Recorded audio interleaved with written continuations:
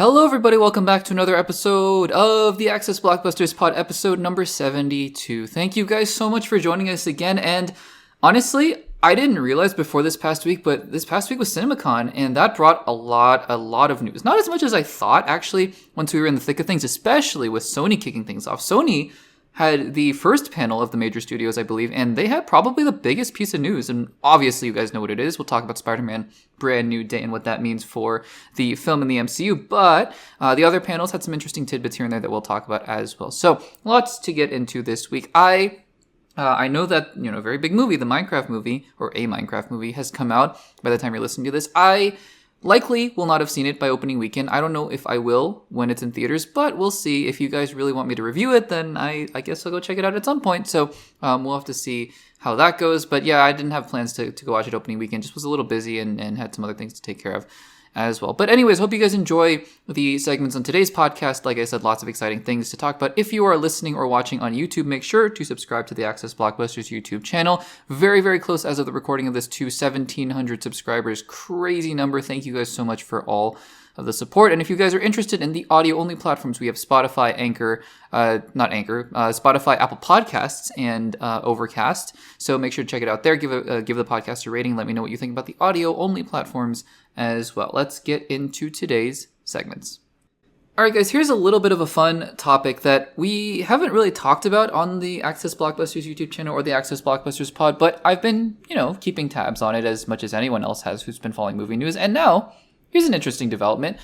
You guys know about COYOTE versus Acme? So this movie, right, this is based on the Looney Tunes cartoon Wile E. Coyote, being Coyote, and Acme, I think, being the fictional corporation that makes all the products that continually just blow up in his face. I think. Don't quote me on that. I used to watch Looney Tunes a lot when I was growing up. In fact, I was really looking forward to the movie The Day the Earth Blew Up, or whatever it was called, for the Looney Tunes movie, and it just wasn't playing in a theater near me, and I was bummed about that. So I'm going to wait until it comes out on Max and probably watch it there. But anyways, all that aside, COYOTE vs. Acme was a film, had a lot of really interesting people in there. I believe John Cena was going to be the lead, and let me look at the cast list here. Yeah, Will Forte, Lana Condor, PJ Byrne. So yeah, a lot of interesting people in the movie, and apparently people who saw it said it was really good, right? So exciting. And I, as somebody who loves Looney Tunes, as someone who grew up on Tom and Jerry, which I did watch that Tom and Jerry movie, and it was not great when that came out a few years ago. Anyways, I was looking forward to this. I thought it was going to be a really exciting thing, but then, for reasons that we can go into another time because it's a little complicated, but David Zaslav, the CEO of Warner Brothers, said, nope, we're not making this movie. Or rather, the movie was done, or at least pretty much done, and it was canceled.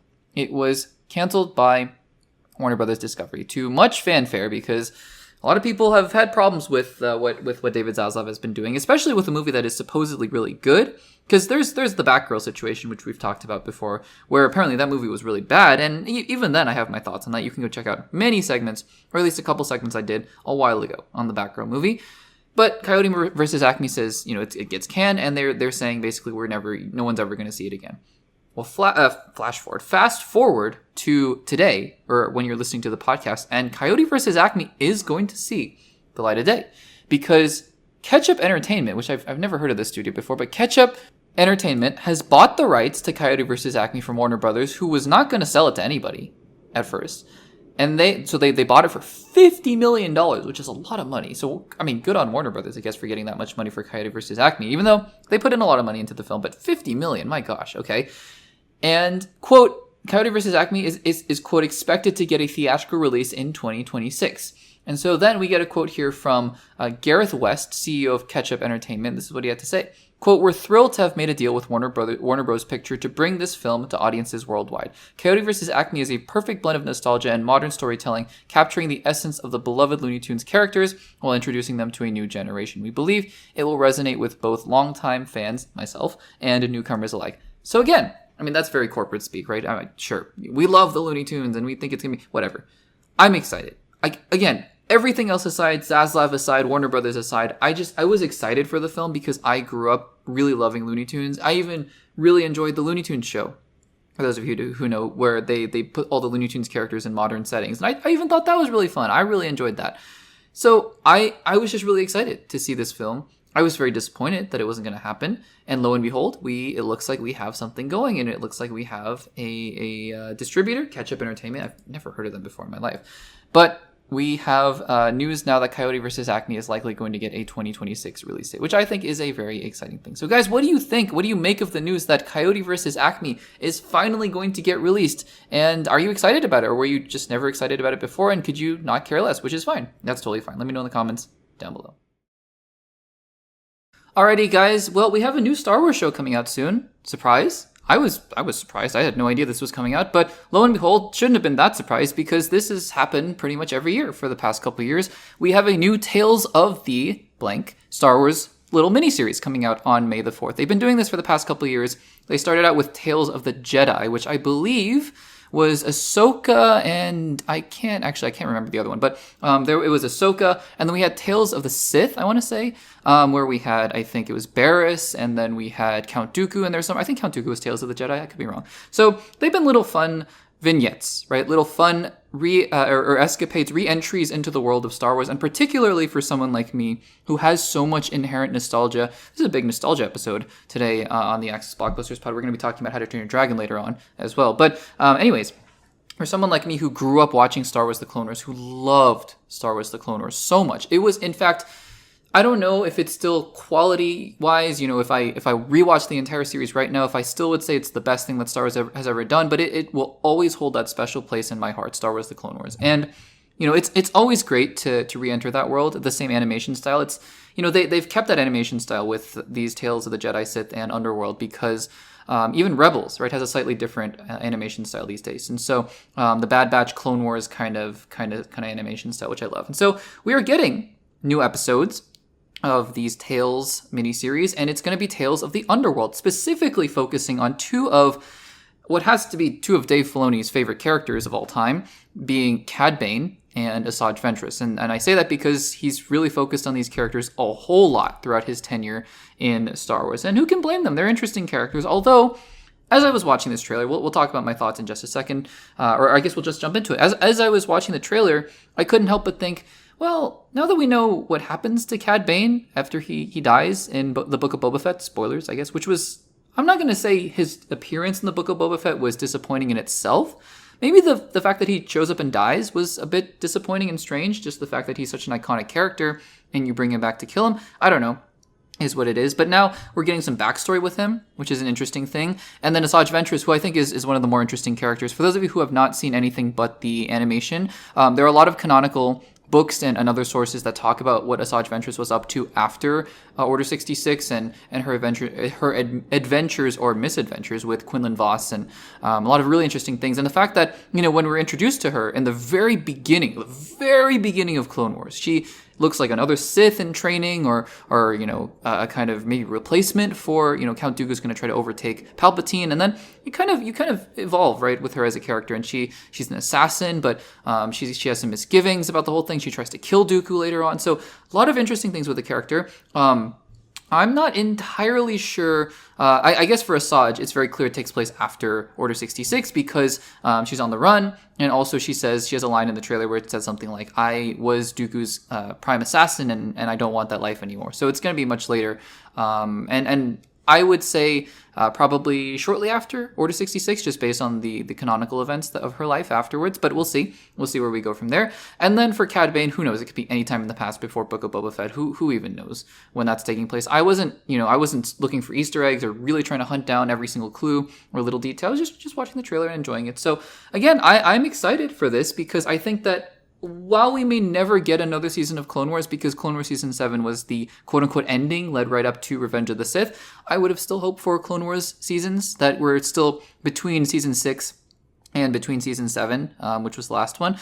That being said, I think that I'll take this. I'll definitely take this as little consolation prizes, I suppose. They're fun, right? They're not groundbreaking or earth-shattering in a sense, but it's fun. It's really fun to see these characters again. I remember watching the Ahsoka ones and seeing Matt Lanter and James Arnold Taylor as Anakin and Obi-Wan again, and that was really, really fun for me. So I enjoyed that very much, and I'm going to look forward to seeing these on May the 4th, of course. May the 4th be with you. So, guys, what did you think of the trailer for Tales of the Underworld, a new Star Wars little miniseries that we have going on? Let me know in the comments down below.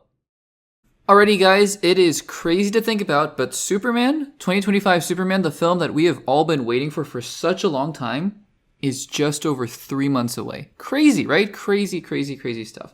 Superman is going to launch, I think, unofficially, because officially the DCU was launched by, was launched by Creature Commandos, but I think all of us, I've said this before, have been viewing Superman as the real launch to the DCU. And with that, we talked about previously on the podcast, comes a lot of pressure. Now, another conversation, though, aside from just what the Superman film can do in terms of DCU success and what it can do, to propel the universe forward, aside from that, another conversation that we've been having is how the DCU, and Superman in particular, how interconnected it's all going to be.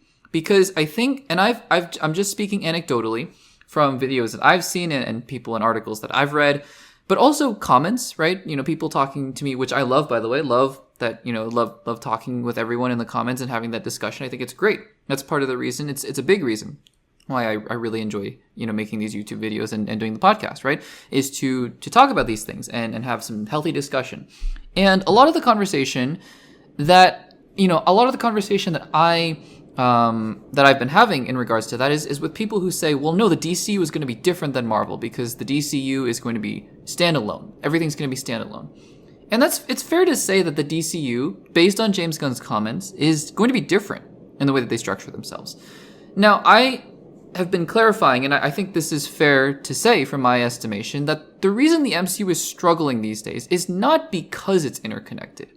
And I think it's the counterexample, the counterfactual that I like to give is, okay, if Secret Invasion, or if, the Marvels, or Ant-Man and the Lost Quantumania, or Eternals for most people, even though I love Eternals, if those movies were beloved, and they were just as disconnected from the rest of the MCU as they are now, for the most part, right? I don't think we're having this conversation. I think we're having more of a curiosity conversation of, I wonder how things are going to start to connect as we head into Doomsday, but we're not having the MCU is failing conversation. I don't think it has really much to do at all with it being interconnected. Similarly, I don't think the DCU would have success if everything was just standalone inherently. It could, but I think it's a moot point, because the point I've been making is that while, yes, absolutely, 100% agree, James Gunn is approaching his interconnectivity with the DCU differently than Kevin Feige has been with the MCU. It doesn't mean that every project in the DCU is standalone. That brings us to the topic for today's segment here, which is that Nathan Fillion has been confirmed, or at least all but confirmed by the major trades. I'm reading an article from Hollywood Reporter. I believe it was first cited from Entertainment Weekly, another pretty reputable source here, that Nathan Fillion as Guy Gardner is going to return in Lanterns. The interesting thing about this is that when I first saw the headline, I kind of thought, hasn't this already been confirmed? But I think it was maybe a rumor or an offhanded comment. So this is pretty much official confirmation now that Nathan Fillion's Guy Gardner is going to be in Lanterns. And the only reason I'm making this segment really, because, we could just say, oh, Nathan Fillion, Guy Gardner, going to be in Lanterns, and that's it. I want to make this segment to reiterate the fact that I'm not saying it's a good or a bad thing that the DCU is going to have some level of interconnectivity. I'm not saying that at all. We can have that discussion, and that's for another day. And again, I think really what we need to do is just wait and see how it's going to play out. But to say that the DCU is going to be completely standalone, and again, I'm just speaking from actual commenters, and you might be super well-meaning, and I'm not trying to disparage anybody. Not at all. Not at all. Just based on, though, conversations that I've had in the comments for people who are like, well, the reason the DCU is going to be good and the reason that Marvel sucks is because Marvel is interconnected and DC is not going to be interconnected. Everything's going to be standalone. It's not true. Some projects might be very standalone, just like how Guardians of the Galaxy, for the most part, was very standalone from the rest of it. And how, honestly, Doctor Strange was pretty standalone. Like, in that sense, yes, absolutely. Swamp Thing is not going to have much to do with anything. Werewolf by Night didn't have much to do with anything. The reason that we're bringing it up as a problem is because the MCU seems fractured, right? And so, again, Superman, and this is also another conversation to have, is whether or not it has too many things going on for it. We don't know, right? It could be. It could not be. I think that's a conversation we're going to have after the movie comes out. But Nathan Fillion, Guy Gardner, is going to go from Superman, which, by the way, just as a side note, I know that his haircut is comic book accurate. I still can't get over it. It just doesn't look good to me. I get it. Comic book accurate. I don't think that everything from comics translates super well into film. I know a lot of people were really, really happy about it. I'm somebody who just not a big fan of it. All that aside, Nathan Fillion's Guy Gardner is going to go from Superman to Lanterns. Millie Alcock's Supergirl is going to go from Superman to her own film. The Engineer is going to go from Superman to The Authority, whenever that comes out. there are things that are going to be interconnected within this universe. So I wanted to make this segment just to kind of talk about this again, because I think it's an interesting point, and to kind of push back on the narrative that, everything in the DCU is going to be standalone. Not a conversation about whether or not that's a good thing, a conversation about just the fact that that is happening in the first place. So guys, what do you think of the news that Guy Gardner is going to be going from Superman right into the Lanterns show coming out in 2026? Let me know in the comments down below. Alrighty, guys. Well, I'm not going to bury the lead here because we're here to talk about Daredevil Born Again, obviously. That's the title of the segment, and we do this every week. But this is episode 7 of Daredevil Born Again, and yeah, I'm not going to bury the lead. I thought this was the best episode of the series by a mile. Better than episode 1, which was probably my favorite episode of the series thus far. It was phenomenal in my eyes. And we'll talk about all of it in spoilery detail, as we always do. So this is, as always, going to be a full spoiler discussion of Daredevil Born Again. If you have not seen episode 7 or the previous 6 episodes, don't worry. Just make sure to save this video, save this segment, save the podcast for later, and come back once you have, and then you can, we can all enjoy the spoilers of Daredevil Born Again, or alternatively, if you just don't care about spoilers, then welcome. So let's get into it. And I know I might be reiterating, for some of you guys who have already seen my immediate reaction, I might be reiterating some of those points. And again, it's just depending on the audiences, who watches the immediate reactions, to who watches the podcast, listen to the podcast. So apologies if you already heard this before, but giving some context, right, as I always like to do. Look, I've been a little bit on the fence with Daredevil Born Again. I don't dislike it. I don't even think I'm close to disliking it. I just don't think I'm loving it thus far. So it's been interesting, right? But every single episode, pretty much, I've seen potential, huge potential. Even in episodes I don't particularly love. I like parts. I think episode 5, honestly, was the weakest one, the one in the bank. Even that one saw a lot of potential in there. The one with Mr. Khan. Episode 6, while I think it dragged a little bit here and there, I think that the ending really made up for it and pushed the season where it needed to go. And other episodes, like the end of episode 2, for example. So I think on the whole, right, for the most part, I don't think if you're going to count up all the minutes of Daredevil Born Again, I think it would be fair to say that maybe half or over half of it, I've been sitting there going, okay, where is this going? Where are we going? I'm not super engaged with what's going on, but let's see where we're going here. But the parts that I've loved, I've really, really loved. So it's been exciting, right? It's been exciting to see that the show is maybe heading in a good direction, especially after what we saw at the end of episode 6. And so we head into episode number 7. And like I said, I loved episode 7. We'll talk about my overall thoughts at the end, but I want to just dive into the episode here because there is so much in here to get to. It was a 40-ish, 35 to 40-ish minute episode, but these episodes feel full. There is so much to get to. So first of all, let's talk about the fact that Wilson Fisk, as we start out the episode, is not happy that Daredevil came back. And that is, of course, harkening back to the first episode where they have that conversation at the diner, and Fisk is like, if you come back, then I'm going to get you. And Matt Murdock is like, if you step out of line, then we're going to have problems. And I think that's really where we're heading, right? Is that at the end of the day, this is still a Wilson Fisk, Matt Murdock story. And I think that that's awesome, right? I think that we're heading towards a confrontation towards the end of that show. So then we get some flashbacks from the mind of Heather, and even in those flashbacks, or excuse me, not Heather, the niece. We'll get to Heather. I mixed up Heather because Heather is obviously a big part of what happens in the rest of the episode with Muse. But we get some flashbacks from the niece, the Ayala niece, Hector Ayala's niece, and she has some flashbacks to Muse. And even in those flashbacks, Muse is he's just terrifying. And similarly, kind of going to that darker theme, we cut to Matt in the shower, which turns into something else entirely in a bit. But when we first see him in the shower, I love that it's kind of like those scenes where you're just you're sitting in either grief or trauma or something bad that you've just done, and he's sitting in there in the shower just letting the water pour over him. It's those little moments where you go, he is still wrestling, still struggling with what he did. And it's weighing on him, the fact that he's back as Daredevil a little bit, which I really think is an interesting thing.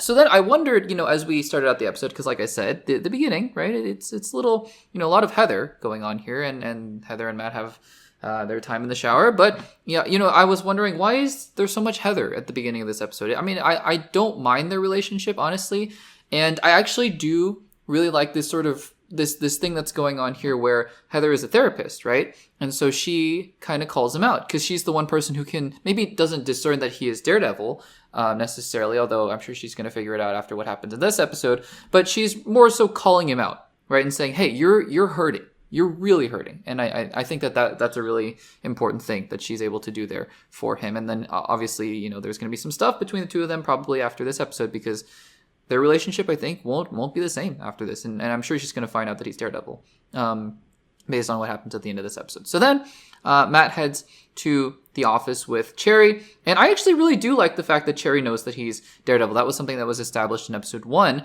And I like that because he's not on an island, right? I think that once Foggy knew, and obviously Claire Temple knew from the very beginning in season 1, it made it feel like he has a team kind of behind him. And I think that even though Cherry is not on board with what he's doing in this episode, I like that he knows.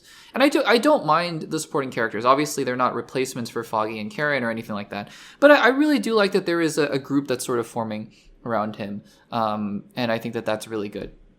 He goes to visit the niece of Hector Ayala. I'm forgetting her name. Angela, is her name Angela? I think her name's Angela. But he goes to visit her, and he's ready. He's just about ready to go in full vengeance mode on Muse, and he knows that he's about to he's about to enact some vengeance, and maybe he feels conflicted about that. So I think that that's a really good and interesting way to take the character there. We cut back to Wilson Fisk, who is talking to Buck. Buck, I didn't even know his name until this episode. Buck and Daniel Blake, who is the Gandolfini, James Gandolfini actor. He's playing Daniel Blake, and we'll talk about him in just a second. I'm still not a huge fan of this character, but we will get to that in just a second. I love some of the dialogue that's going on in this scene here, where where Buck, I think, asks him, why is Daredevil doing this? Why is Daredevil doing this? And Kingpin says to him in reply, I wrote this down, we're talking about a man who dresses in a devil costume. I don't know why. I just think that's a really good line. And it's a fun line that's, not comedic per se, but it really is in line with the characters and their state of mind here. And look, it's a really interesting argument that they're making, is that, well, wait a second, Kingpin, Daredevil is kind of doing your job for you by taking out Muse, right? Shouldn't you be happy about that? And that's a logical argument, but Fisk is so, he's so clearly not over the first 3 seasons of Daredevil, and from his perspective, why would you be, right? With everything that Matt Murdock did to him, and so he's just so anti-Murdock, anti-vigilante. He can't accept this. And it was at this point in the episode where I found myself realizing, oh wow, I'm really locked into this episode. And unlike all the other episodes, pretty much, maybe aside from episodes 1 and 2, but I was so locked into this episode, and I thought this was a really good thing. So we then get some information here that Muse is sketching faces, which comes back later when Matt sees Heather's, is able to discern Heather's face there in one of the sketches. And then Vanessa and Luca also having a little subplot here, which actually ties into what's going on in the episode, and it makes some sense there, because now they're questioning Fisk and they're trying to figure out, okay, what are we doing here? What's going on here? And that's also intercut then. So then we get Vanessa and Luca, but then Fisk, right? We return to Fisk. And Fisk is talking to the detective, and that's intercut with this guy who comes into the therapy, the therapy office of Heather. And I think this is the same guy who asked Heather to sign his book right at the beginning of the show that we all just kind of said, oh, I wonder what that's going to be, and never really thought of again. His name is Bastian Cooper. And all of a sudden, it's sort of revealed on us in a not so subtle way, I suppose, that this is Muse. And I really enjoy this scene, because I think that the scene here is able to build up that tension, right? Where you're suddenly, all of a sudden you're just like, oh, it's that guy, it's the guy who's that we recognize from earlier. I think you can correct me if I'm wrong in the comments, but it's the guy we recognize from earlier. And then it's just some guy who needs some help, and then all of a sudden you're like, oh no, this is a serial killer that's sitting in the room with her. And I think that dichotomy, that tension that's going on is really, really well done. One small thing that I noticed is that everyone in New York seems to be going to the same therapist, which I don't know, a little weird. But hey, the story has to story. So, there is that. But yeah, I think it's so creepy how he's obsessed with Heather. He's obsessed with different people, and Heather is one of the targets. And the more you get to hear about him, the more unhinged you learn that he is. And just the scene where he is painting the back of the book with his nosebleed is just, it's terrifying. It's haunting. The question then became very quickly, why is he revealing himself? And the reason is because he is is trying to kill Heather. And why he's trying to kill Heather, I don't think is super clear unless he knew about her and Matt. Or I guess that's going to be revealed later on in the series. But yeah, I mean, it's brutal because then he basically, holds her hostage and you're thinking at the time, oh, if once Matt figures this out, he's, Matt's going to go berserk. And, Matt Murdock obviously does show up in just a second here. And then, we go back to the crime scene and Matt Murdock shows up and that's when he realizes it's very reminiscent of episode 1 when he kind of realizes that Foggy's in danger and he heads back to save Foggy. I think that it's very similar in that way. And so, also it's a really nice callback to Matt touching Heather's face at the beginning of the episode and then touching the painting to recognize that it's her face. And so the episode, like I said, the episode feels really focused, right? It feels like it knows what it wants to do. I will say, right, because the episode in isolation, I think, is super solid, super well done. I wish that we got a bit more of this build up because all of a sudden you're kind of thrown into this, oh my gosh, it's Muse. Muse is just sitting in this room. What in the world? And then we just dive into action and drama and tension throughout the entire rest of the episode. But, I mean, I'm a little conflicted. Maybe we'll see a little bit more about Bastion Cooper. Maybe that this is it for Muse. But I just think we didn't spend enough time with the character. I mean, and the time we did spend, he is terrifying in this show. He's such a terrifying villain. And what he's threatening to do, what he does do to Heather, I was just squirming in my chair and yelling at my screen. It's like, oh my goodness, what's going on here? But yeah, I mean, I think that maybe we should have spent a little bit more time with him. I don't know. I'm a little conflicted on that because it felt very sudden. Maybe that's the point, but it felt a little sudden. So Daredevil shows up and there's the fight. And I think that the idea that Daredevil is painting, as they're fighting, sort of painting that canvas with Muse's blood is crazy. And Heather being the one that shoots Muse is frightening. It is really, really frightening. And again, everything's unraveling. Things are going crazy. And I think in a good way, though, because the show is really flipping itself on its head. And it's setting itself up now because this is the 7th episode, right? We only have 2 more. And it's setting up the finale conflict. And Kingpin arrives at the scene. He's just sitting in the blood next to Muse, which is horrifying. And he doesn't want anyone to know that Daredevil did a favor for him. And he's like, nope, we don't tell anybody that this was Daredevil, this was me. And the anti-vigilante task force, this was us. And quickly, just as an aside, because the show makes an aside, I don't love Daniel Blake still. I don't get his whole angle about threatening his friend BB and all that kind of stuff. I don't know why we're doing this, but anyways, we get back to Heather, and it really seems like she's beginning to piece together that Matt is Daredevil, and on the TV and behind her is Fisk taking credit for all of it, and it's crazy, right? It's crazy what's going on. Fisk holding up the mask and really threatening. Basically saying, I'm the one who took this guy down and you better fear me because we're taking down these vigilantes, right? I don't love that there was pop music again, and I thought this was going to be the end of the episode where it was just going to be pop music because it was a really dramatic build up there, and then all of a sudden there's pop music, and I was like, man, I mean, not undercutting another dramatic moment, but actually there's a little bit more at the end of this episode because Vanessa, being shady with Luca, I guess she's like, hey, I've had enough of him. I wonder, is their marriage really at that point where Vanessa's like, I might try to kill Wilson? Apparently, then this is going to be a problem, right? I said a couple episodes ago, a couple spoiler discussions ago, that I really think we're going to end this series in a place where we haven't been before, which is Kingpin totally unmoored from Vanessa, right? In the past 3 seasons, he's always been tied to Vanessa. He needs Vanessa. But by the end of this episode, or by the end of this series, we might be at a place where it's Kingpin's like, nope, I don't need her. And that might make him even more unhinged, which is crazy. And so Buck gets to Luca first and kills him. And now we have some real problems brewing because Daredevil knows that Kingpin knows that he's Daredevil and knows that he took credit for the death of Muse. And then we have Heather and Matt and their problems going on. And then we have Kingpin and Vanessa. We have Kingpin and Daredevil. We know Punisher's going to show up. We know Bullseye is going to... The last 2 episodes of this show are going to be crazy. And I'm so excited about this because, guys, this episode...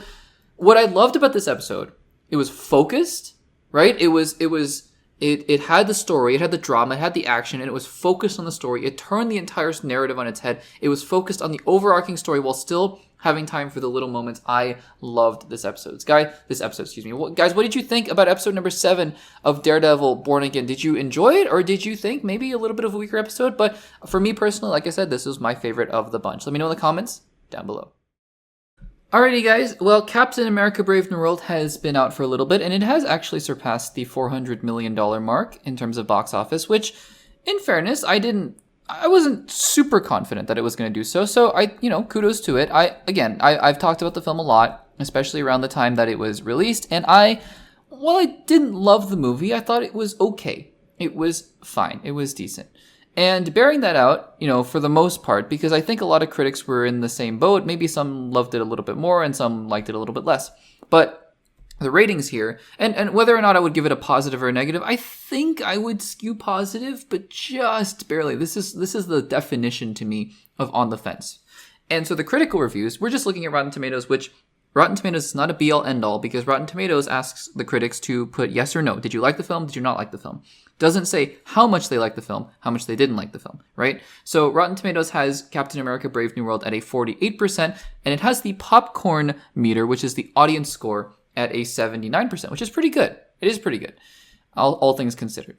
So recently I was, looking at movie news, and I stumbled upon this quote here from one of the many writers of Captain America Brave New World, Rob Edwards. He's one of the credited writers, and he was speaking to the direct to promote a movie that he's writing called King of Kings, and he has some very interesting things to say in terms of the critical reception of Captain America Brave New World. So I am reading an article here from, I think it's comicbookmovie.com, and they're basically synthesizing the interview and pulling some quotes. So let's dive into this a little bit. So I am reading here from this article, and then in this article will be some direct quotes. So this is from comicbookmovie.com. Quote, while speaking to the direct at WonderCon over the weekend, one of the movie's 6 credited writers, Rob Edwards, was asked if he was surprised by the critical response. This is Rob Edwards' quote. Quote, I kind of did, kind of didn't.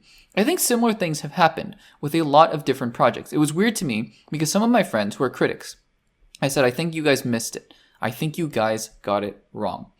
When the audience's marks came in, everybody I saw said, not only did I love it, but I brought my family to the next week, he added. I've seen it more than once. He's still quoting these people. It's a thoroughly enjoyable film, and I don't know what everyone's talking about. Again, still quoting at least what he, alleges to be other people. And then he continues. I mean, that's really what you want as opposed to the other thing. Okay. I have a lot of thoughts on this. So first of all, is there anything wrong with an artist, a writer, a filmmaker, an actor who made something that objectively critics didn't like, or at least were on the fence about? And this is objective data, right? This is not about whether I like the film, which is subjective, or other people like the film, which is subjective. This is about objective data. Captain America Brave New World had a rotten score on Rotten Tomatoes, 48%. Not terrible, but not great. Am I ever going to blame an artist for coming out and saying, yeah, I mean, I'm really proud of what I did here. I know that people didn't like it, to some extent. I'm really proud of what I made here. I am never, ever, ever going to blame somebody for saying that because, I mean, for all of you who have made art in some form or fashion, whether it's music or writing or created something, right? Even if other people don't like it, you have every right to be proud of it. If it's something you put your time and effort and energy and heart and soul into it, you have every right to be proud of it. I take issue with this idea of you guys just missed it. You guys just got it wrong. There is no got it wrong. He can say, right? He is totally within his rights, Rob Edwards, to say, well, I don't quite get why people didn't like the movie, but I acknowledge that it didn't do as well. And move on, right? Either move on or say, I want to learn from that or whatever. He's totally within his rights. For example, right? And this doesn't just apply, by the way, to films that I personally am on the fence about. Here's another film, Eternals. Eternals has a very similar rating on Rotten Tomatoes. Yet Eternals is a film, if I had to tier list the MCU right now, would be very solidly in the A tier of the MCU for me, which other people say is blasphemous. Other people are like, that's crazy. I've talked to friends about this. Some people that I know really think the Eternals is boring. Other people I know really love the Eternals, like me. And so if I'm Chloe Zhao, who directed the Eternals, I would personally be thinking something very similar to, well, yeah, I mean, I'm so proud of the movie I made. And personally, I see those critical scores. I don't quite get it. And you stop right there. If you stop right there, I go, great. I mean, you don't get it. I don't get it. I personally don't get it. I don't understand why so many people don't like the Eternals to that extent. That's fine. That is what it is. We go a little further though when you say, I think you guys got it wrong and I think you guys missed it, because it's just people's opinions about it. I mean, you could say insofar as I think you missed the message or missed the themes or whatever, but at the end of the day, people's experiences are people's experiences. And I also have a little bit of a problem with I say problem. Rob Edwards can live his life. It doesn't matter. I'm just somebody on YouTube, on Spotify just talking, right? It doesn't matter. I'm not trying to disparage this guy at all. I wanted to bring this up because I thought it was interesting. But he brings up evidence, right? Or evidence in his eyes. And the evidence he says is, well, everyone I showed the movie to said, oh, I loved it. I mean, okay, right? Great. I mean, I love that people loved it. Is that sample size perhaps a little biased? Maybe, right? One could imagine, him asking, did you like the movie? And they're like, oh yeah, I love the movie. And I mean, yeah, sure. If somebody that I really liked said, that I was good friends with said, hey, did you like the thing I made? Even if I hated it, I wouldn't have, maybe I wouldn't have lied, but I wouldn't have said, oh, I loved it, right? Maybe, but it's hard. It's hard to give feedback to people, I don't know. I'm just speculating here. The point being is that at the very worst, or at the very least, this evidence is anecdotal. So I don't know. Like I think maybe I would have had less of an issue with this if he came out and said, well, I think I made a really good movie. We wrote a really good movie, and here's some evidence to back it up. Even though Captain America: Brave New World has a 48% on Rotten Tomatoes, if you look at all the positive scores, they're like 9 out of 10, 8 out of 10. And if you look at all the negative reviews, they're 5 or 6 out of 10. So I think that, by the way, you can give the film a 6 out of 10 and still make it rotten, I believe. Like, I think it's the choice of the reviewer to make it rotten or fresh. So again, I mean, if he had said that and had been like, so I don't get it, I would have been like, yeah, that's fair. I don't get that either. Right? It like the perception is worse than the ratings were. The fact that he's like, my friends really like the movie. I'm really glad that his friends like the movie. I don't mean that sarcastically at all. I find this whole thing interesting, right? The whole thing of, you guys just missed it. I think you got it wrong. I'm just reading the quote here. For me, again, I have no problem with artists being proud of their craft and their work. Not at all. Even if the world hates it, I have no problem with it. I just have a problem with, you guys got it wrong because, got what wrong? Got their opinion wrong? And who is you guys? The whole world? I mean, so that's what's confusing to me. I just thought I'd bring this up, not because it has any real consequence of, to Captain America: Brave New World, but just because I thought it was interesting. So, what do you guys think of the comments from writer Rob Edwards about the fact that he thinks critics got Captain America: Brave New World wrong? Let me know in the comments down below. Alrighty guys, CinemaCon brings with it usually some screenings for movies that aren't going to come out for a little bit, and lo and behold, we have one for How to Train Your Dragon. Now, obviously, I'm not at CinemaCon, I'm just here to talk about the things that we learn from CinemaCon, but we are here to talk about the reactions to one of the films that was screened at CinemaCon. That would be the live-action How to Train Your Dragon film. Now, I've talked about this movie a fair amount over the past couple months on the YouTube channel and on the podcast because, frankly, I'm conflicted. I've said this before. Generally, we want to encourage the movie studios, especially these big movie studios like Universal, to make original films, right? We really want the original films.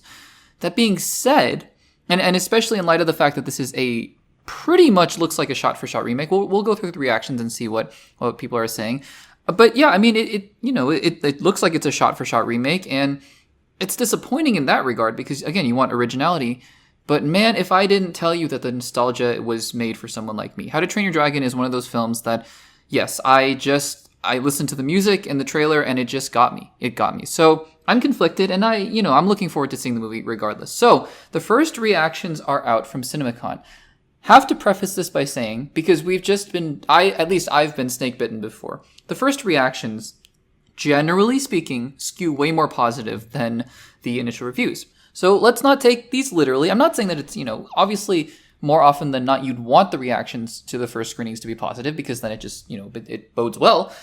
But they're not always going to be, even though the reactions are positive. So let's take all this with a grain of salt and see what we get here. So I'm reading an article here that has compiled a few of them, and we're going to read through them. And we're just going to see what happens, see what the common themes are. I actually haven't read through all of these myself, so we're just going to find out live and quote-unquote live and see what this is all about. Because I'm excited. I know that the tenor of these reactions are very, very positive. So let's start out here. Number one, I'm just going to go through them pretty quickly. Quote, the How to Train Your Dragon live action flick was a blast. Beautifully mounted and well cast. Gerard Butler and Nico Parker are standouts. Okay, How to Train Your Dragon, next one. Was everything I wanted as someone utterly obsessed with the original, myself included. Once you settle in, you're back in Burke. The dragons look fantastic and the first flight is the thing of dreams. I'm thrilled that this worked so well. Next one. How to Train Your Dragon soars again with an enchanting, what's that next word? Enchanting reimagining. Sorry, I'm reading from a very small screen. Reimagining. Hiccup and Toothless's, that's a hard word to say. Bond remained spellbinding, bringing all the heart and adventure fans cherish. A majestic journey that captures the magic of dragons like never before.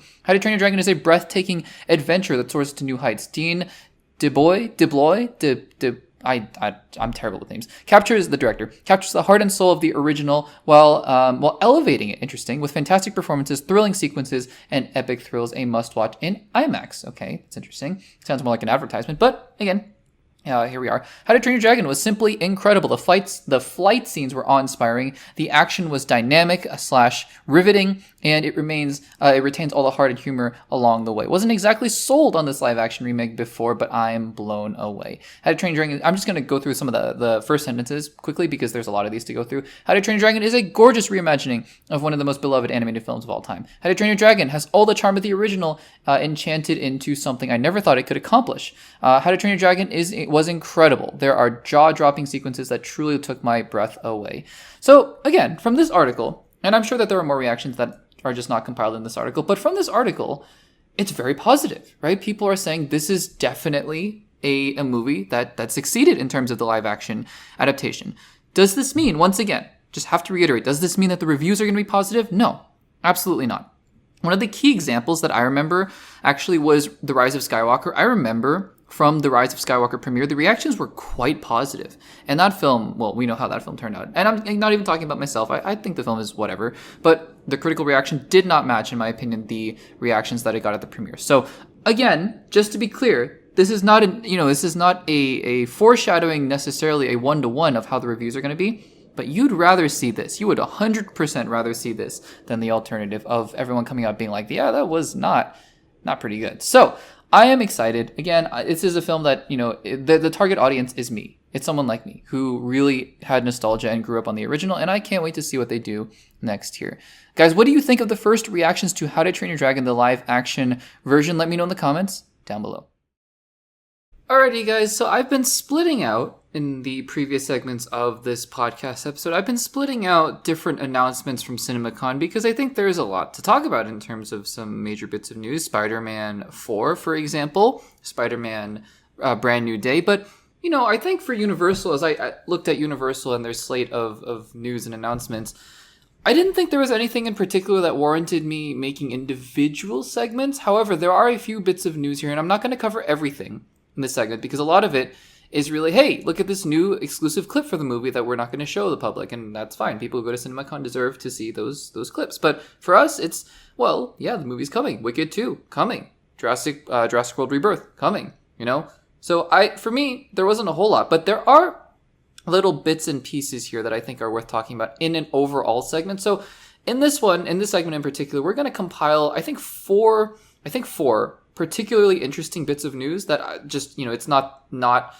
hey, look at this footage. It's more of an actual announcement that they made, and we'll talk about them pretty quickly before we move on to the next segment. So this is going to be a quick recap of some interesting things that I thought were notable at the Universal CinemaCon panel, which happened, I guess, by the time you're listening to this past week. And CinemaCon, usually a chance for the theater distributors to have a big convention with all the movie studios coming and presenting what they're going to be showing in the theaters over the next couple of years, which is exciting. So first up here, and I'm looking at an article from the Direct that we're just going through really quickly. First big announcement I wanted to talk about, How to Train Your Dragon 2 is officially confirmed. It's coming out on June 11th, 2027. Now, the first reactions we just talked about for How to Train Your Dragon were very good. They were really, really good. So the movie hasn't come out yet, but it seems like the studio is very confident that they're going to be greenlighting already How to Train Your Dragon 2. The only other piece of news that I think is significant with this is that they confirmed it's going to be an adaptation of the second film. So it's not going to be an original film stemming from the live action movie. It's not going to be even based on one of the books. It's going to be basically a remake of the second movie, or the second animated movie, which again, I'm a little iffy on, right? But if it's going to be good, then it's going to be good. So How to Train Your Dragon 2 coming out June 11th, 2027. Next little bit here, it's a pretty significant bit of news here is Jordan Peele's next movie, which I believe is coming out in December, I want to say. No, it's coming out on September 19th, pretty soon, relatively soon. It's called Him, H-I-M, all in caps. And this is an interesting premise, right? All of Jordan Peele's movies have very interesting premises. I have not seen Us yet, but I have seen Get Out. I love Get Out. And I have seen Nope. Didn't love Nope. So, but he always swings for the fences here. So I'm really looking forward to seeing what he has up next with him.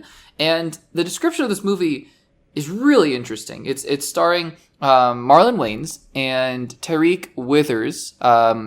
Withers. And they came on the stage to talk about the film. And this is how they described it. Wayans described the movie as, quote, a sports movie with a twist, while Withers commented that it collides sports with horror. It's about a college football star who suffers a major injury before getting the chance to be coached by one of his biggest idols. So obviously that biggest idol is going to be some kind of villain, right? We all know that. I don't know how you're going to make a football horror movie, but go for it, Jordan Peele. I mean, whatever you do, you swing for the fences, and that's all good for me. So we'll see what he has in store for us September 19th. Next big thing I wanted to talk about here is the Five Nights at Freddy's 2 teaser trailer. So interestingly enough, right? I was a big fan of the games. I used to watch a lot of the lore explanations and game theories and things like that for Five Nights at Freddy's. Have fallen off a little bit since it got really crazy with AI and mimics and whatnot. But, I'm a pretty big fan of the franchise. And so when the first film came out, I thought, okay, let's give it a shot. Didn't love the film. And a primary reason why is that I, as somebody who is not super into horror, thought the movie was not that scary. I mean, you have these animatronics and they're terrifying. They're moving so slowly and it was shot so unconvincingly. It just didn't feel scary. And so it made a lot of money, though, because it has a huge fan base, and that's not, it's not guaranteed for all big fan bases of video games, right? They don't all come out to see these movies. Sonic, for example, Sonic had to build up that audience, and Detective Pikachu, even though Pokemon is arguably the biggest game franchise in the history of the world. So, yeah, it's not guaranteed. But Five Nights at Freddy's 1 made a decent bit of money that they greenlit a second movie, and really the big thing I have here is that make a good story, make a coherent story, and just make it frightening, interesting, right? Something to kind of laugh about, scream at, or do whatever. It's just make it something interesting. And they released a longer trailer at CinemaCon that I'm not going to read the description for, but they released also to the public a very short teaser trailer. I'm not going to lie, it's pretty much the same as the first movie. It doesn't give me any more or less hope that it's going to be something different. It just kind of gives me the same vibes as the first trailer, or the first movie. So I don't know what to expect.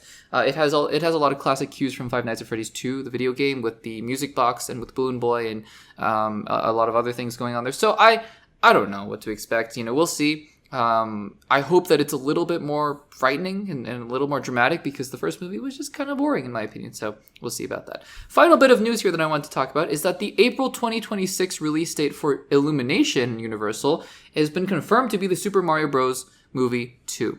I don't think this was confirmed before. You can correct me if I'm wrong. I think it was just Untitled Nintendo film, or I guess DreamWorks Illumination Nintendo film. We all assumed it was the Super Mario Bros. Movie 2, and unless I missed something here, I think this is the first official confirmation that this is going to be in that April 2026 release date. The first film came out April 2023, made over $1 billion, and it was very, very successful. I enjoyed it. Didn't love it, but I enjoyed it very much as somebody who grew up playing Super Mario. So I'm excited for the second movie, and if the post-credit scene is any tease, then bring on Yoshi's Island, right? So we'll have to see how that movie goes.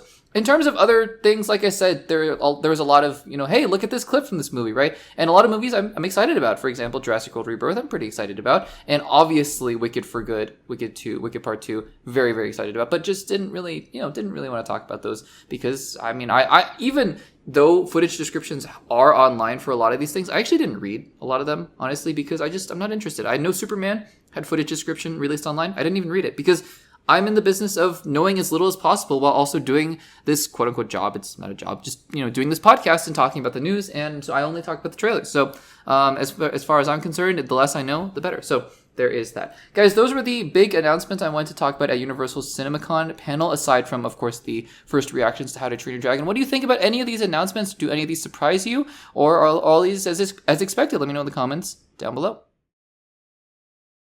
All right, guys, so this is, there's one big thing I wanted to talk about from the Disney CinemaCon 2025 panel, because honestly, and I'm sure that for those of the people who were there in attendance, it was great. They got to see exclusive clips and things like that from a lot of different projects. But for us at home, not a whole lot to talk about, especially for me as somebody who, doesn't love reading all the leaks and footage descriptions and things like that. I just like to go into the movies with, knowing as little as possible. So there's really one big thing that I wanted to talk about from this segment, that it's something I think we already knew, but Kevin Feige basically, or he did outright confirm it. So we'll talk about that as the majority of the segment. But really quickly, just to really quickly recap some of the things from the CinemaCon panel, they talked about a lot of different projects here on the Disney side. Tron Ares is something that I am actually sneakily excited for. I don't know if that's a phrase, but I think could be very interesting. Freakier Friday, I don't really know. Lilo and Stitch, I think Lilo and Stitch looks kind of cute. I'm just going through an article right here. 20th Century Studios, Predator Badlands.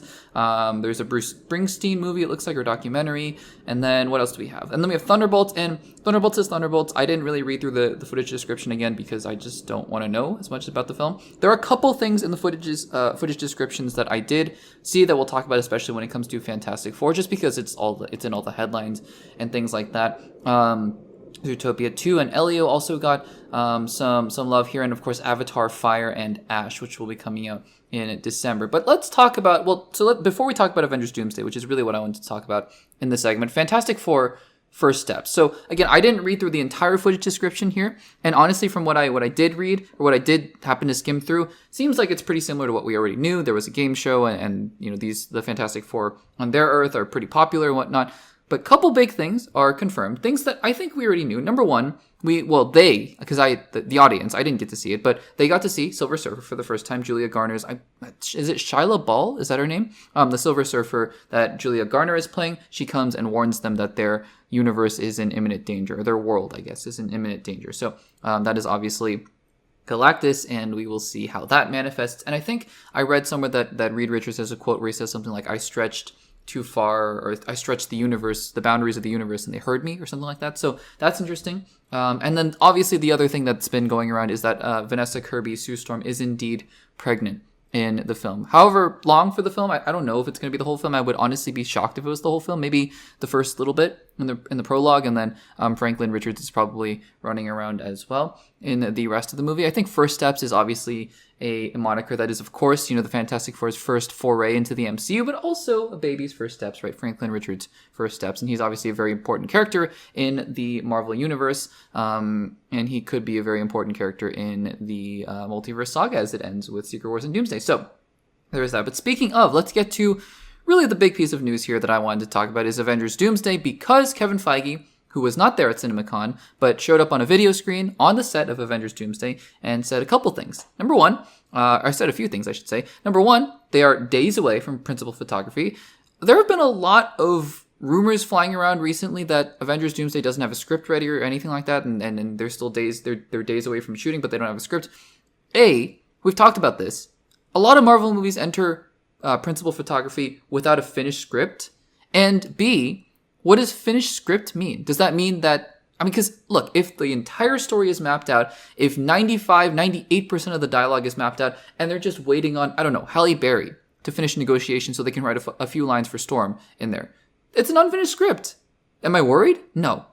Is it the same as a script that's half done? No, of course not. So I don't know.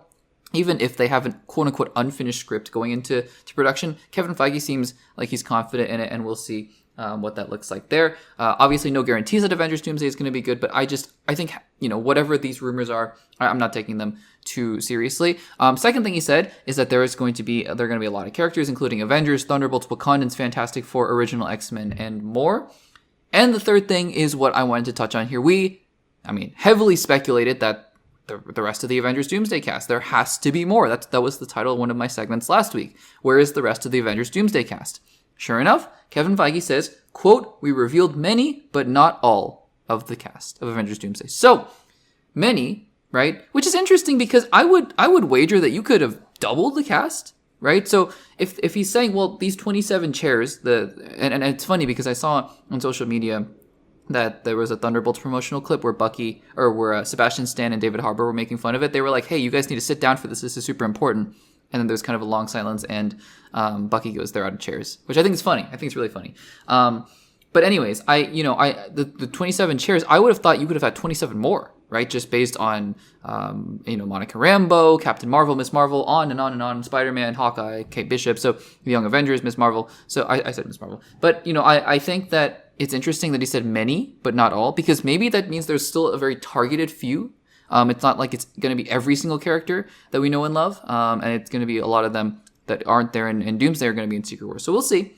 We'll see where that ends up. But guys, it is the confirmation that Avengers Doomsday, the cast is not done. Where and when? Because I had I thought maybe there was a 20% chance that they would finish out the cast list at CinemaCon.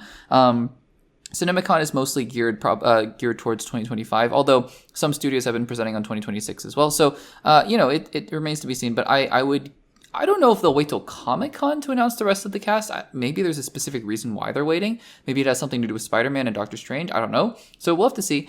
And guys, we'll see what happens there. What do you think of first of all, any of the other Disney announcements from their CinemaCon panel, but also the news that Kevin Feige has confirmed that there are still many cast members to come? We knew this already, basically, but now Kevin Feige has confirmed that, and we just are waiting for that announcement. Let me know in the comments down below. All right, guys, so the CinemaCon panel for DC and for Warner Brothers really didn't reveal a whole lot. I mean, we heard, at least, because I wasn't there at CinemaCon myself, but we heard that there was some preliminary footage shown from Dynamic Duo, an animated film from DC that's apparently going to use puppetry, so that's interesting, I suppose. And then, they talked about Superman. I was actually expecting a little bit more. I was expecting them to talk about Clayface, maybe, because I thought I heard that there was a placeholder Clayface poster somewhere at CinemaCon, or Supergirl, even, Supergirl Woman of Tomorrow. But no, they really just they brought the Superman cast up, and they talked about the movie a little bit, and then they showed a clip, and that was that. Except then, they decided, because I wasn't going to talk about it at all, because it just wasn't that interesting. There just wasn't a whole lot to talk about, until they decided to release this sneak peek, is what they're calling it, online.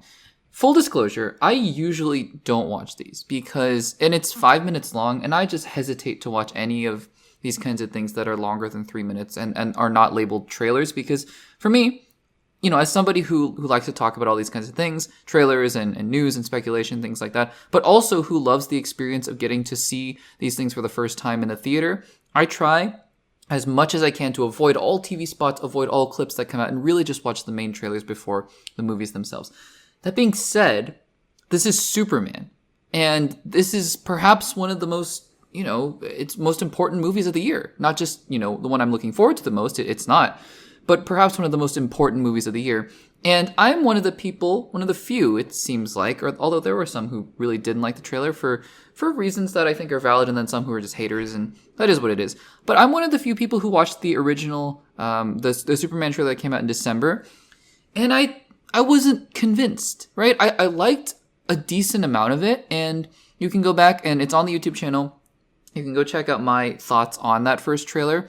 And really what it came down to was there were things about the trailer that I really gravitated towards. For example, the Lois and Clark scenes looked fantastic. The small scenes we see with Clark and his father, Pa Kent, and the scenes where he's saving people and really being that symbol of hope. Things that didn't work super well. Some of the costumes look a little too comic booky. Guy Gardner and Mr. Terrific with a little mask. And I get it. I get it. In the comics, it was like, I get it. I totally get it. You don't always need to translate one-to-one what the comics look like into the movies, because it's not always going to work. I'm not saying that it's not going to work in this movie. I'm just saying that every time I look at Guy Gardner in this movie or in this trailer, it completely takes me out of the trailer. So it is what it is. Crypto is another thing. I love dogs. I've said it before. I love dogs. Crypto takes me out of the trailer. It's just the suspension of disbelief, right? A super dog. I don't know. It just doesn't really vibe with me. It doesn't work with me. So I'm going to watch them. Obviously, I'm going to watch the movie. But as somebody who, if I weren't going to watch the movie and I were just, a completely neutral bystander, I watched the trailer, I wasn't convinced. And so really, I watched this sneak peek to see, is this going to convince me? And here's what I will say about this sneak peek. While there is a chunk of this trailer that I still am not super convinced by, it has me a little bit more excited for the movie, I will admit. And not that I'm not excited about the movie, I'm just not convinced, I feel like that's it's a nuanced distinction, but I'm just not convinced that I'm going to like the movie, even though I am excited about it. But here's the thing. The first little chunk, which is a clip, basically, a short clip of Superman, we saw the part already in the first trailer of him landing in the snow and then Crypto coming to save him, and Crypto, it's a little more extended now with Crypto basically messing around with him and injuring him a little bit more, being playful as a dog is, and then taking him to the Fortress of Solitude with the robots. And I have to say, right, there are shots in this opening clip that I really like. I love the setting, the scene setting. It's almost like 2001: A Space Odyssey, where you just have very still shots of scenery at the very beginning of it. I love the way that James Gunn frames the opening, very still, very silent in the Arctic. And then Superman just goes boom and he lands in the snow. Love that. I don't love the interaction with Krypto and Superman, and I don't love the interaction with the robots and Superman. It feels, I'm gonna say it. I'm gonna say it. It feels too James Gunn. It feels too James Gunn. I'm not saying that Superman should be devoid of humor. Not at all. I'm not saying that Superman should be, completely serious. I don't think that's the reason I don't love Man of Steel. I like Man of Steel. It's fine. But I don't think that's the reason. And I'm not saying that this Superman should be just not funny. He should not be smiling and not be joking around. But James Gunn has a very distinct sense of humor and sensibility about him. And I just couldn't help feeling that these first 2 minutes were really James Gunn. Not the violent, vulgar James Gunn, but it's still like the Guardians of the Galaxy kind of James Gunn. And I don't know. I mean, like the joke with the robot of, hi, well, I can't feel it. I don't have emotion, so therefore I don't understand you. And the other one's like, oh, he looked at me. And I just sat there and I went, oh, no. Not in a way where I thought, oh, this is going to be terrible, but in a way of like, oh, I can see James Gunn through this. And I'm not saying that, again, I don't want to see James Gunn at all, because he is super talented in writing, and he's very specific in the way that he writes. But that's the kind of sensibility that he has that doesn't seem to fit Superman, in my opinion. So there's that. But the next 3 minutes, which is basically a recut version of the original trailer, but it has music, the John Williams music, I think in a little bit of a different orchestral score, was rousing. It was, I would say, emotional, borderline. I think the music had a large part to play in that. I think the way that they orchestrated the music in this second chunk was beautiful. The action looks beautiful. The way they cut their scenes together looks great. I love the sense of hope that the Superman is bringing. I love that they linger on those shots with him and Pa Kent a little bit longer this time, him and Lois Lane a little bit longer this time. I think that the second chunk of the trailer, the more, again, it's dramatized, but it's also hopeful. It's joyful. I think that this part of the trailer got me very, very excited for the film. So I'm torn. I'm still torn, right? Because the second part of the trailer has me thinking, oh, this looks amazing. This is awesome. And the first part of the trailer has me going, I don't know about this. Because again, the one thing I've always worried about Superman, this year's Superman, is James Gunn going to overpower the movie? I don't know. I frankly don't know. Because I've seen evidence for one side and I've seen evidence for the other. So we'll have to see. But guys, I will say that this little sneak peek, and I'm really glad as well that it's mostly recycled footage, because, again, I just don't want to see too much before the movie comes out. But I think that there are things to like. I will say from the opening clip, I love the scene of the sun repowering him. I think it looks great. I think what they did there, so I think that's awesome. Yeah, it's not like I hate the first couple minutes. I just think that there's some parts of it that I'm going, yeah, but I can totally see James Gunn's fingerprints on that. So we'll see. We'll have to see about that. Guys, what did you think about the sneak peek for Superman? Did you enjoy it? Are you more excited? Are you neutral? Are you less excited? Let me know in the comments down below. Alrighty, everyone. Beyond the Spider-Verse, I feel like every time we've talked about this movie in the recent months on the Access Blockbusters pod, it hasn't been good. And that's because, well, first of all, when Across the Spider-Verse came out, obviously a lot of people loved that film. I liked the film. I thought it was good. I was a little frustrated by the ending, and we'll talk about that as it pertains to Beyond the Spider-Verse. But I mean, obviously it got huge attention. I think it won Best Animated Feature at the Oscars, or maybe not. I could be wrong, but it was definitely nominated. It was a great film and a huge success for Sony Pictures. But recently, I mean, first of all, right after Across the Spider-Verse, there was a lot of controversy around the VFX, the visual effects artists, because it came out that reportedly they were being really overworked and really pushed to make, obviously, what is a gorgeous looking movie, but still you never want to run into a situation where you're overworking people to the point of exhaustion. So that was one thing. And then the film just kept on getting delayed. That's what we've been talking about for the most part over the past few months about Beyond the Spider-Verse Part 3 and what looks like to be the finale of this animated Spider-Verse series, at least for now.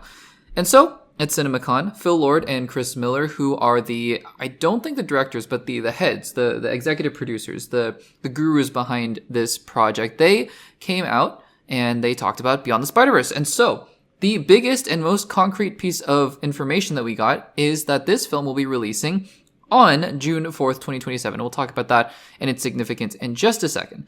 Few other things that they talked about. They showed some footage, and frankly, I'm not really going to dive into that footage description because it seems like a lot of recycled footage. I mean, it seems, first of all, it's recycled voice footage, I should say, voice audio footage. I don't know what you call it, but recycled audio from the first two films. And it looks like it was just showcasing a lot of the new art styles that they're going to do in the next film, which is exciting because obviously with every one of these Spider-Verse films, they try to push the envelope with the artwork. And that's definitely something that Chris Miller and Phil Lord talked about. They said this film is going to have a lot of new art styles, which of course is to be expected. And I'm excited to see how they push the bounds even further. They also said it's going to pick up right after. So literally the moment after Across the Spider-Verse, which I don't know, is a good and a bad thing in the sense that it's frustrating.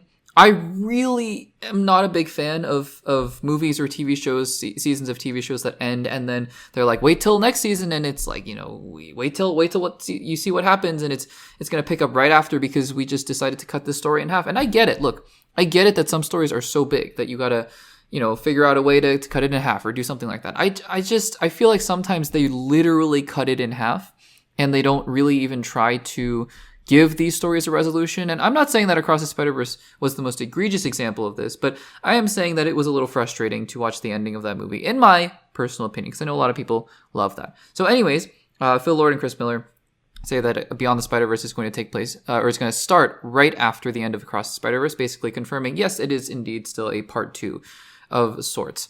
And, of course, one thing they did say in terms of its placement in the trilogy is that it's going to have a massive finale. So this is going to be, from all accounts, this is going to be the final one.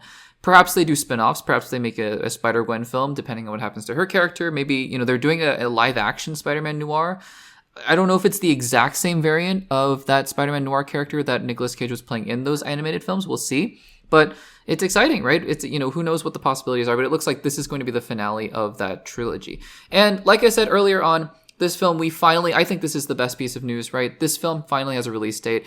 And look, it can definitely push it, because I think that Beyond the Spider-Verse has already had a couple release dates in 2025 and 2026 already. So June 4th, 2027 is exciting because it seems like they are actually making progress this time instead of just staking a release date and saying, yep, it's going to come out. But still, one has to wonder, if things get pushed back, it could be 2028, 2029. That's the cynical side of me talking. But the excited part of me says, well, they're presenting at CinemaCon. They did last year as well, I think. But still, they got a release date, June 4th, 2027. So that is the news on Beyond the Spider-Verse from CinemaCon. Are you guys excited for the film still? And are you guys willing to wait for another couple years? Because it looks like that's what's going to happen. Let me know in the comments down below. Alrighty, guys. Spider-Man 4 has a new title. We don't have to call it Spider-Man 4 anymore because we know what this new film is going to be called. Let's talk about the title reveal and any other little things we can glean from that. Because I actually do think there are some interesting things that we can pick apart from the title because, let's be honest, from CinemaCon, there wasn't a whole lot else that was revealed other than the title, but I do think there are some hints as to what the story is going to be just based on the logo and the title alone. So, at CinemaCon, Destin Daniel Cretton, the director of Spider-Man 4, revealed the title. He actually threw up a video of Tom Holland, who thanked the movie theaters and announced that this new film, Spider-Man 4, releasing on July 31st, 2026, is going to be called Spider-Man Brand New Day. Now, before we get into any of my little speculations here and there about what this could mean, because I'm going to be honest, this was pretty much the only news that we got out of this, and that's fine. They're only just now getting into production. Let's talk about the other couple little things Destin Daniel Cretton said. First of all, he is, like I just said, he mentioned that they are in full preparation mode as they're about to head into production, so it looks like they are going to be filming later on this summer, which is very exciting. He also said he's very excited. He said he's loved Spider-Man and that his son's first words were Spider-Man, which is really cute and really exciting. So obviously, like any other filmmaker who tackles a Spider-Man project, because Spider-Man is near and dear to all of us, that he really grew up loving Spider-Man, and it seems like they're going to try something different, and I'll explain my reasoning for that in just a second here. But yeah, guys, Spider-Man 4 is going to be called Spider-Man Brand New Day. And like I said, you'll notice that the logo, if I put the logo up, I'm pretty sure I'll have an image of the logo up in the YouTube video, looks a little different than the other 3 Spider-Man films. So that's about it for the actual news. But let me talk about a couple things here that I think we can glean just based on Spider-Man Brand New Day. Because as the news was breaking, so I saw breaking news, Spider-Man 4 going to be called Spider-Man Brand New Day. And so then I went online to look up Spider-Man Brand New Day because I was thinking, okay, let's see what other people are talking about it. But this was actually, early enough that the news hadn't taken over the internet, right? So if you go on Google and if you type in something that's breaking, usually there's some tweets going on, there's some articles that pop up, but this was right as the news was breaking. I was following a couple live blogs, right? And so Spider-Man Brand New Day, if you type it into Google at the time, because now I'm sure it's going to be all over Spider-Man 4 for the MCU, actually led me to the comic book run. And I didn't know that this was named after a comic book run, and so I dug into it a little bit. And it's really interesting because this title is very, very intentional. Spider-Man Brand New Day is the follow-up comic book run to Spider-Man One More Day, which is loosely, very loosely, what Spider-Man No Way Home is based off of, because Spider-Man One More Day is a comic book run where everyone forgets who Peter Parker is, and Spider-Man Brand New Day is the follow-up to that, to those events. I don't know, because I looked up other things like who the villain is, and I don't recognize the villain. And there's not a whole lot else that I really found. So it doesn't look like there's, it's not like this storyline has Daredevil in it and it confirms Daredevil. Nothing like that. Here's what I'm gleaning, though, from this. First of all, just from the logo alone. And again, I know we're getting really deep into the weeds. We just have a title to go off of, and a logo, so just bear with me. But here's what I'm thinking. So the logo, right, the Spider-Man part of the logo is different. It looks different. So first of all, they're delineating, they're differentiating this from the other trilogy. Not to say that obviously it's not connected. Of course it's connected. It's the MCU. It's the same Spider-Man. It's Tom Holland. But it's going to be a little bit different, right? It's going to be a new start. And I think new, the word new in the title, signifies that. Brand New Day. So I think that that's something to keep in mind, is that I think this is going to be a little bit of a different take on this Spider-Man character, which I'm very excited for because I really love Destin Daniel Cretton, love Shang-Chi, and I think he does a great job. So I think that is something to note. But the other thing too, right, is, again, these movies don't necessarily take the comic books one for one. They don't adapt the comic books. Like I would suspect that while Supergirl Woman of Tomorrow is not going to be a one for one adaptation of the comic book, it's going to be a lot closer than, let's say, Captain America Civil War was to Civil War. That being said, you're going to call your comic book or your movie Brand New Day, and it's going to take some inspiration, right, from the comic book run. And even in the loosest possible sense. And obviously what Brand New Day is about is the follow-up to everyone knowing who Peter Parker, or forgetting who Peter Parker is. So here's the one big thing that I think we can take away from this. This is my one big theory.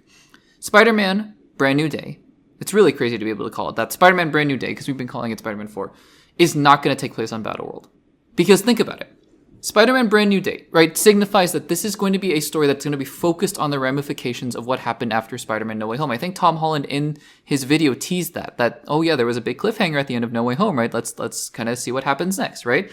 So this film is going to be following Tom Holland's Peter Parker post No Way Home, indicates to me that while it doesn't have to be necessarily street level, like I said, it doesn't mean that Daredevil's going to show up. It doesn't mean that he's, just going to be like figuring out how to fight burglars again or whatever, because he's been to space. He's fought aliens, right? It doesn't have to be scaling it back necessarily. But what I do think is that it is going to be following Peter Parker very strictly post No Way Home. I do not think anymore, based on the title, that this film is going to be taking place on Battleworld, because I don't know how you do that and call it Brand New Day. I mean, maybe Brand New Day refers to the fact that everything is changed on Battleworld. I find that very hard to believe, though, especially with Tom Holland at CinemaCon teasing the fact that this is going to pick up right after the cliffhanger of No Way Home. So we'll see about that, but that is my speculation. Guys, what do you think about the title of Spider-Man 4, Spider-Man Brand New Day? Are you excited about it, or, are you a little bit nervous about it? Let me know in the comments down below.